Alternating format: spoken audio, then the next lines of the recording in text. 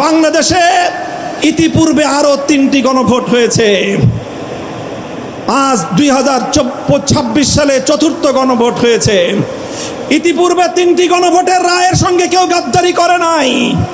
শুধু বাংলাদেশ নয়, বিশ্ব ইতিহাসে যতগুলো রাষ্ট্রে গণভোট এবং রেফারেন্ডাম হয়েছে, আজ অবধি কোন গণভোট এবং রেফারেন্ডামের সঙ্গে কেউ গাদ্দারি করে নাই। বিএনপি যদি আজ এই গণভোটের সঙ্গে গাদ্দারি করে, শুধু বাংলাদেশ নয়, বিশ্ব ইতিহাসের গাদ্দার দল হিসেবে চিহ্নিত হবে। আমরা পরিষ্কার ভাষায় বলতে চাই, তাই গণভোটের রায় কার্যকর করার জন্য সংবিধান সংস্কার পরিষদ গঠনের যে ম্যান্ডেট বাংলাদেশের জনগণ দিয়েছে, সেই সংবিধান সংস্কার পরিষদ বাস্তবায়নের মাধ্যমে সংবিধান সংস্কার করে জুলাই বিপ্লবকে সংবিধানে ধারণ করতে হবে।